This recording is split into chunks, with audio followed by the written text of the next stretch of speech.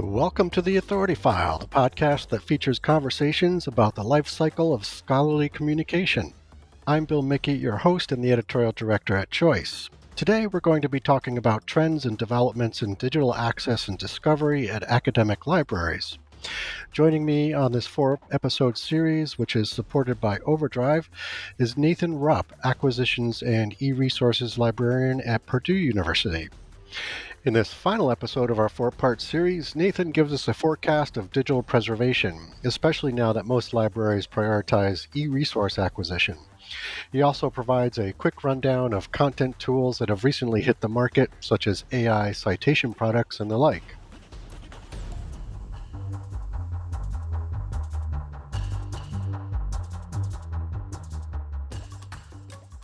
Okay, so moving on to discovery and digital preservation.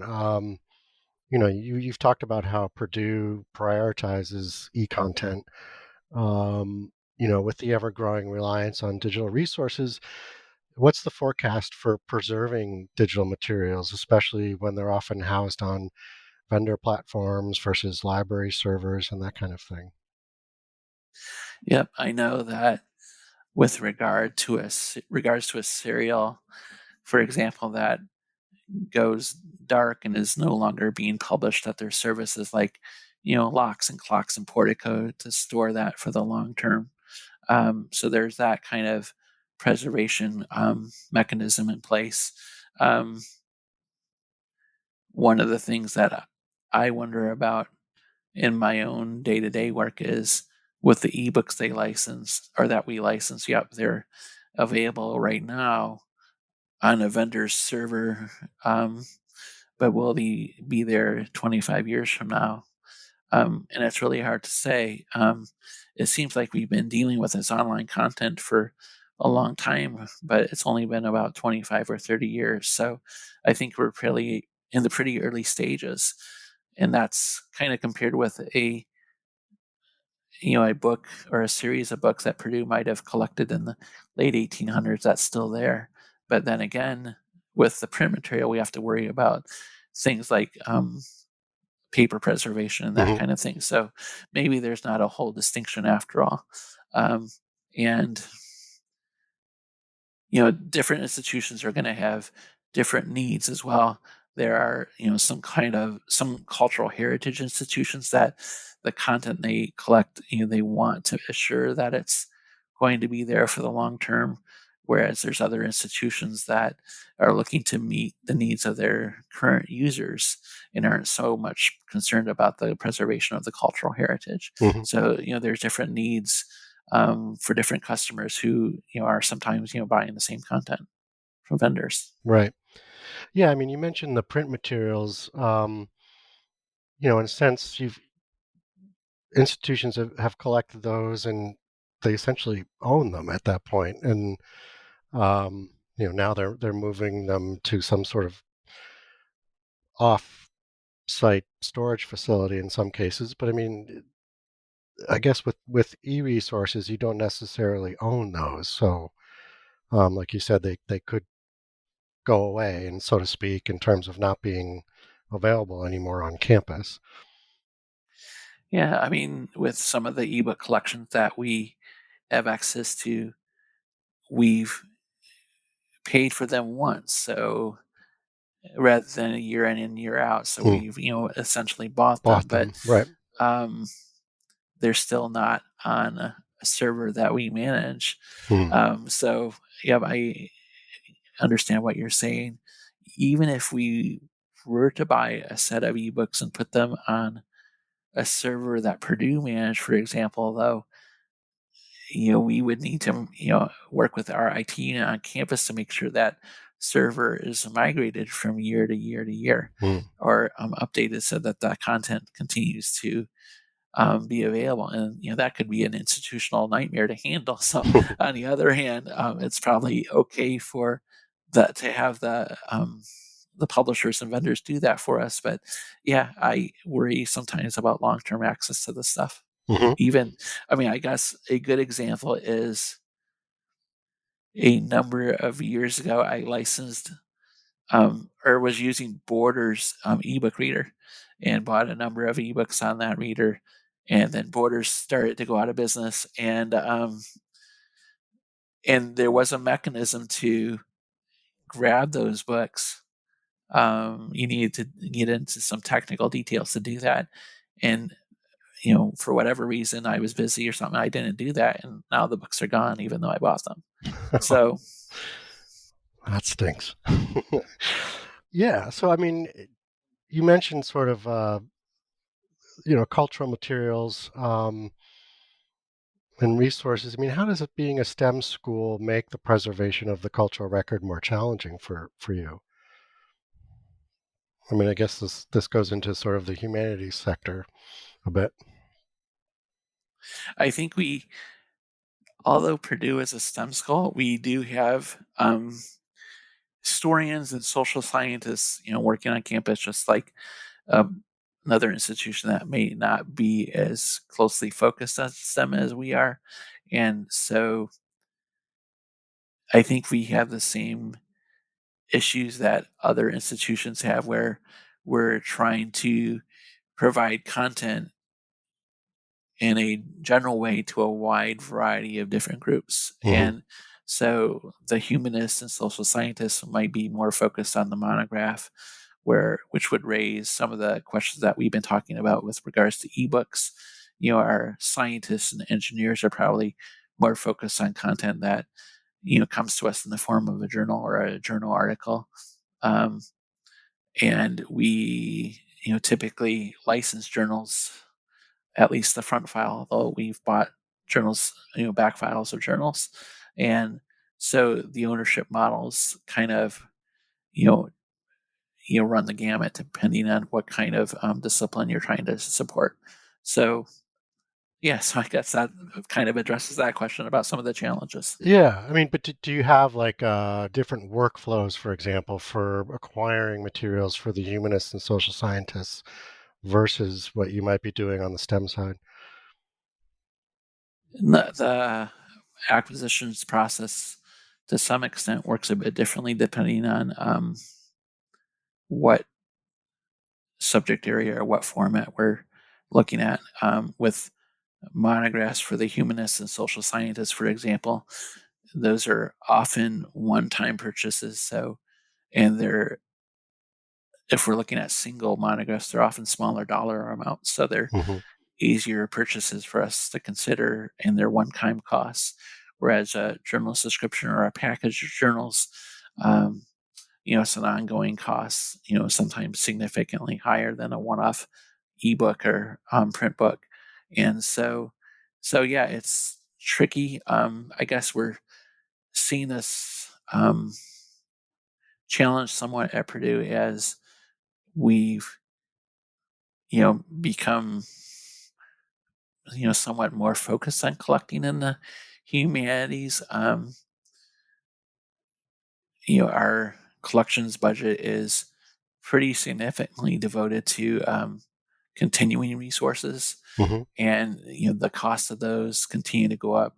So that puts a pressure on the money that we have left in the collections budget every year for one-time content, Right. and so that's a challenge as well.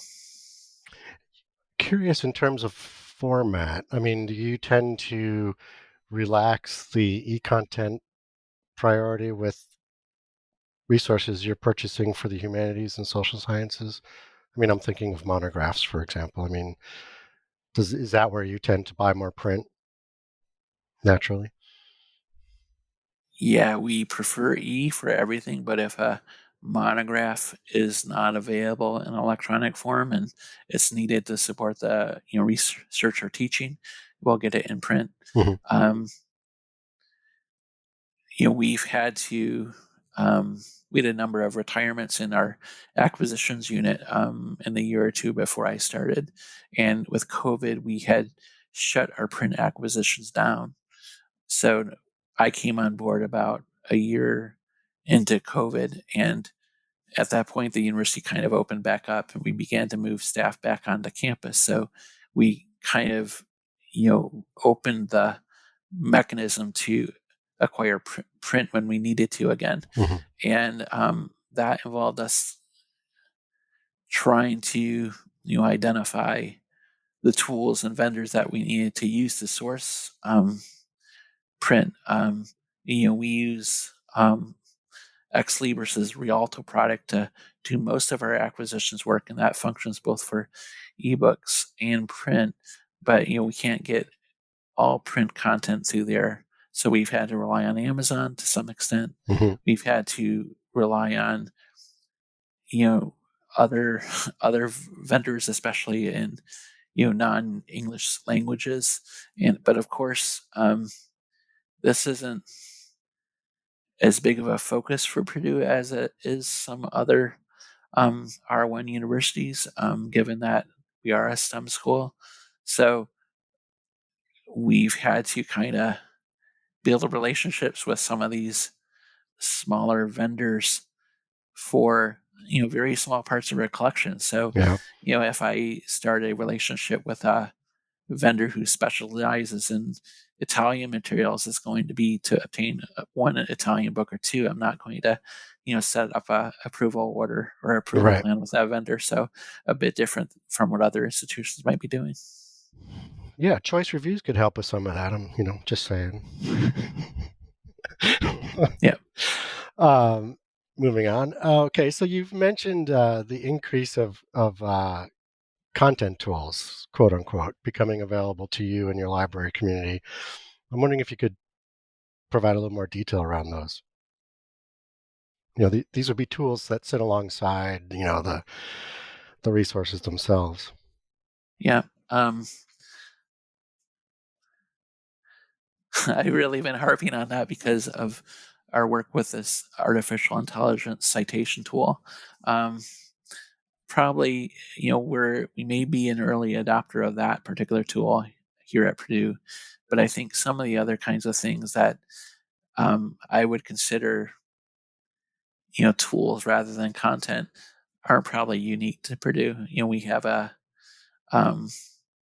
the library's responsible for licensing a software package that allows chemists to draw, chemical reactions. And there's probably other schools that license that. It's just different than what I personally, I guess, am used to licensing. Mhm. Previously in my career. So I know that's kind of punting on that question, but No worries. You mentioned whole ebook lending earlier. I mean, how important is that becoming? How agreeable are publishers to that concept, and what about it makes you a little bit concerned? it's important to Purdue because of the consortia that we are a part of, where we're looking to do a lot more in terms of collection sharing across the institutions in the consortia. And we want to make sure that we are able to, exchange materials in a way that makes the most sense and is the most useful to our users. So it's important to us. Um, this is probably a question I'd be better prepared to answer in 6 months, because this project of reviewing our license to make sure that they include that kind of ebook permission.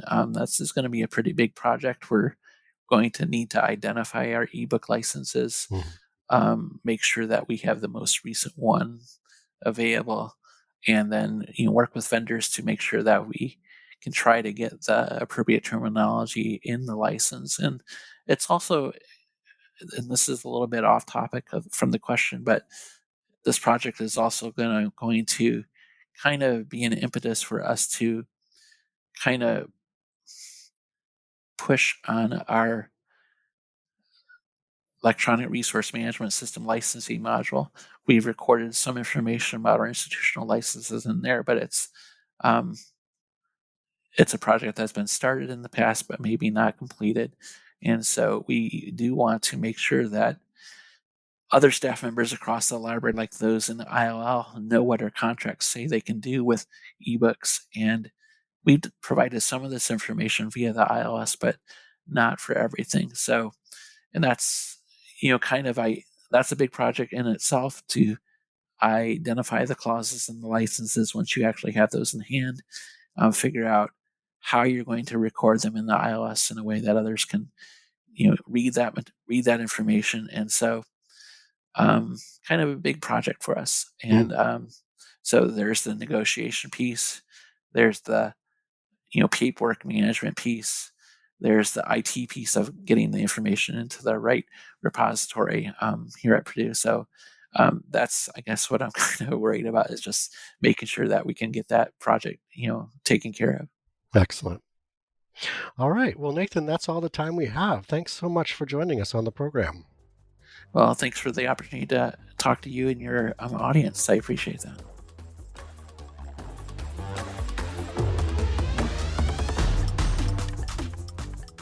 You just heard from Nathan Rupp, Acquisitions and E-Resources Librarian at Purdue University. This episode was brought to you with support from Overdrive. As always, underwriting opportunities for the Authority File podcast are directed by Choice's advertising director, Pam Marino, and all of our episodes are produced and edited by Choice's digital media producer, Sabrina Kofer, with support from digital media assistant, Ashley Roy. That's all for this week. Thanks for joining us.